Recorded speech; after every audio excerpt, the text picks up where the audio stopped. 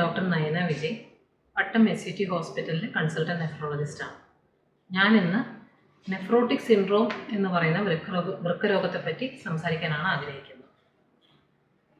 വൃക്കകളുടെ പ്രവർത്തനത്തെപ്പറ്റി പറഞ്ഞാൽ വളരെ ലഘുവായി പറഞ്ഞു കഴിഞ്ഞാൽ, ശരീരത്തിൽ നിന്ന് വേസ്റ്റ്, അധികമായ വെള്ളം മുതലായവ ഫിൽട്ടർ ചെയ്ത് കളയുന്ന ഒരു ഫിൽട്രേഷൻ മെംബ്രെയിൻ അഥവാ അരിപ്പ ഇതായിട്ടാണ് കിഡ്നികൾ പ്രവർത്തിക്കുമ്പോൾ നമുക്ക് ശരീരത്തിൽ ആവശ്യമായിട്ടുള്ള പ്രോട്ടീനുകൾ, സോഡിയം, പൊട്ടാഷ്യം മുതലായ അയോണുകൾ എന്നിവ മൂത്രത്തിലൂടെ നഷ്ടപ്പെടാതെ നോക്കുന്നതിലും കിഡ്നികൾക്ക് പങ്കുണ്ട്.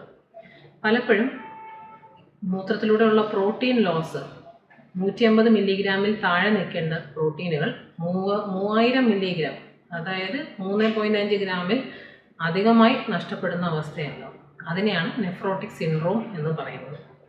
ഇത് പ്രധാനമായും പ്രൈമറി, സെക്കൻഡറി എന്ന് നമുക്ക് തിരിക്കാവുന്നതാണ്. പ്രൈമറി എന്ന് പറഞ്ഞാൽ വൃക്കകളുടെ തകരാറ് മൂലം ഈ അരിക്കുന്നതിലൂടെ പ്രോട്ടീനുകൾ അധികമായി പോകുന്നതിന്.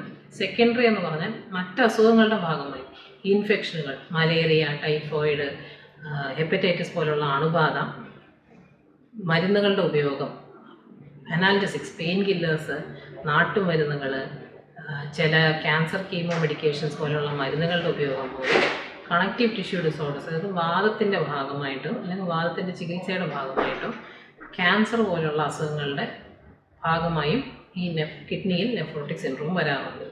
പലപ്പോഴും പല ക്യാൻസറുകളും നെഫ്രോട്ടിക് സിൻഡ്രോം എന്തുകൊണ്ട് വന്നു എന്ന് ചെക്ക് ചെയ്ത് നോക്കുമ്പോൾ കണ്ടുപിടിച്ച അവസ്ഥകളും ഉണ്ടായിട്ടുണ്ട്.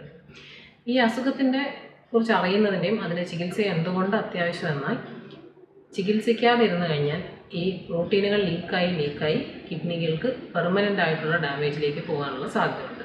ക്രോണിക് ഗ്ലോമറുലർ നെഫ്രൈറ്റിസ് എന്ന് പറയും. രണ്ടാമതായി, ഈ പ്രോട്ടീനുകൾ ശരീരത്തിൽ നിന്ന് പോകുന്നതിൻ്റെ പാർശ്വഫലമായി ശരീരത്തിൽ പല കോംപ്ലിക്കേഷൻസും വരാറുണ്ട്.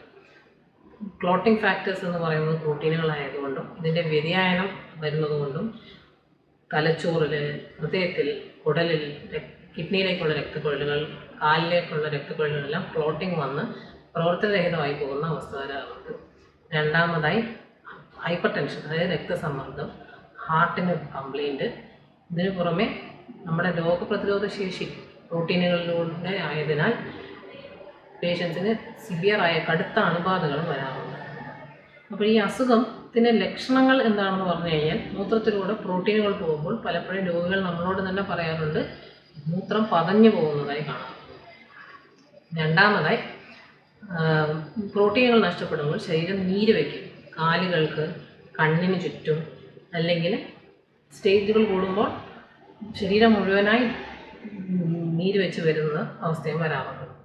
ഇത് കണ്ടുപിടിക്കുന്നതിൽ മൂത്രത്തിൽ പ്രോട്ടീനുകളുടെ അളവ്, അതായത് യൂറിൻ പ്രോട്ടീൻ ക്രിയാറ്റിൻ റേഷ്യോ, അല്ലെങ്കിൽ 24 മണിക്കൂർ നേരം മൂത്രം കളക്ട് ചെയ്ത് വെച്ച് അതിൽ പ്രോട്ടീനുകളുടെ അളവ് ചെക്ക് ചെയ്ത് നോക്കേണ്ടി വരും. ഇതിന് പുറമേ തന്നെ രക്തത്തിൻ്റെ ടെസ്റ്റുകൾ, എന്തുകൊണ്ട് ഈ നെഫ്രോട്ടിക് സിൻഡ്രോം വരുന്നു എന്നറിയാൻ ബ്ലഡ് ടെസ്റ്റുകൾ ചെയ്ത് നോക്കേണ്ടി വരും. പലപ്പോഴും ഇതിൻ്റെ കാരണം അറിയാനും അതിൻ്റെ തീവ്രത അറിയാനും കിഡ്നി ബയോപ്സി വരെ ചെയ്ത് നോക്കേണ്ടി വരാറുണ്ട്. ബയോപ്സി ചെയ്യുമ്പോൾ ഒരു 1 സെൻറ്റിമീറ്ററിൽ താഴെയുള്ള കിഡ്നിയിലെ ചെറിയ സാമ്പിൾ നമ്മൾ ലോക്കൽ അനസ്തീഷ്യയിൽ തന്നെ നെഫ്രോളജിസ്റ്റുകൾ ചെയ്ത് അതിൻ്റെ അസുഖത്തിൻ്റെ കാരണം കണ്ടുപിടിക്കാറുണ്ട്. ഇനി ഇതിൻ്റെ ചികിത്സയായി വരുന്നതെന്ന് പറഞ്ഞാൽ ഒരു കോമ്പിനേഷനാണ്. അതായത് നീര് വരാതിരിക്കാനുള്ള മരുന്നുകൾ, അതിന് കൂടെ തന്നെ പ്രോട്ടീൻ പോകുന്നതിനെതിരെയുള്ള ആൻറ്റി പ്രോട്ടീനൂറിക് മെഡിസിനുകൾ, മൂന്നാമതായി ഇതിൻ്റെ കാരണം എന്താണോ ആ പ്രൈമറി കാരണത്തിനെ ചികിത്സിക്കാനായിട്ടുള്ള മെഡിസിനുകളുമാണ് ഉപയോഗിക്കുന്നത്. ഈ അസുഖത്തിനെ കുറിച്ച് ഇത്രയും പറയുന്നതിൻ്റെ കാരണം എന്തെന്നാൽ, പലപ്പോഴും നെഫ്രോളജിസ്റ്റിൻ്റെ അടുത്തേക്ക് ഈ ചികിത്സയും കൊണ്ട് എത്തുമ്പോഴേക്കും പല സ്ഥലത്തു നിന്നും ഈ മരുന്നുകൾ പല കോമ്പിനേഷനുകളിൽ തെറ്റായും എല്ലാം ഉപയോഗിച്ച് പലപ്പോഴും ഇതിൻ്റെ കോംപ്ലിക്കേഷൻ, ഒന്നെങ്കിൽ കിഡ്നി തകരാറിലായോ അല്ലെങ്കിൽ അതിൻ്റെ കോംപ്ലിക്കേഷനിലൂടെയാണ് നമ്മളുടെ അടുത്ത് പേഷ്യൻസ് എത്താറുള്ളത്. പക്ഷേ കൃത്യമായി ഒരു നെഫ്രോളജിസ്റ്റിൻ്റെ അടുത്ത് വന്ന് ഇതിന് ചികിത്സ എടുത്താൽ ഇതിൽ ഓരോ മരുന്നിൻ്റെ ഡോസിനും എത്ര കാലയളവിൽ കൊടുക്കുക എന്നുള്ളതിന് കൃത്യമായ ഗൈഡ് ലൈനുകളുണ്ട്. ഈ ഗൈഡ് ലൈനുകളിൽ ചികിത്സിച്ച് കഴിഞ്ഞാൽ ഈ പറയുന്ന കോംപ്ലിക്കേഷൻസ് ഒഴിവാക്കി പൂർണ്ണമായും നോർമൽ ഫംഗ്ഷനിലേക്ക് നമുക്ക് ഈ രോഗികളെ കൊണ്ടുവരാം. കുറച്ചെങ്കിലും ഇതിനെപ്പറ്റി വിവരം തരാൻ സാധിച്ചു എന്ന് വിശ്വസിക്കുന്നു. നന്ദി.